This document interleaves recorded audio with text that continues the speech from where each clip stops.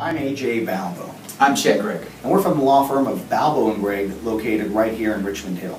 What we're going to talk about now are the rights of service members related to military proceedings under the Uniform Code of Military Justice. This is a subject that Chet and I have a great deal of experience handling. We were both members of the Army Judge Advocate General's Corps, assigned to the 3rd Infantry Division, located right at Fort Stewart, Georgia. Chet and I spent years prosecuting these types of offenses. Now we have spent years defending soldiers in these types of proceedings. And that is the type of experience that very few attorneys in the area can actually point to. It's very important to understand that in a chapter separation or in a court-martial, a soldier has a right not only to their trial defense attorney, who's a military member, but they also have a right to have their own civilian counsel paid for at their own expense. These attorneys, both the civilian and military defense counsel, can work together. And Chet and I have a long experience and history working successfully with military defense counsel in trying to get the best outcome for soldiers. And what is the UCMJ, the Uniform Code of Military Justice? How does that break down? Well, obviously the biggest and largest area of that of the UCMJ is the courts-martial process. Obviously that's the most important thing to the soldier. The court-martial process is the military's own prosecution system, and it is absolutely unique to the military. It has similarities and differences between the federal system and the state system, and it's very important to have an attorney who's experienced in the UCMJ court-martial world in order to advise you.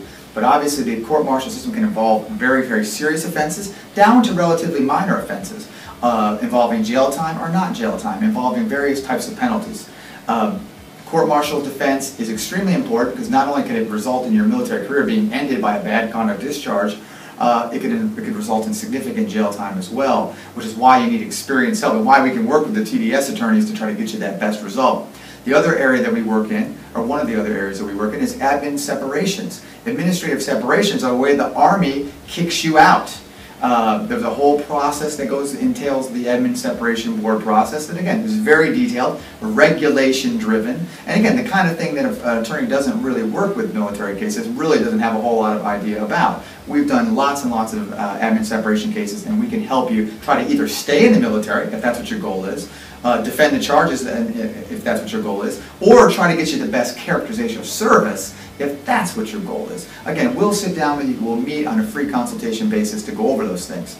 The last two areas I wanted to cover are Article 15s and letters of reprimand. Two things that often don't directly result in you being out of the military, but oftentimes indirectly result in that. And Article 15 is non-judicial punishment, which can take money from you, fine you, forfeitures, can cause you to have extra duty, things of that nature, restriction to post.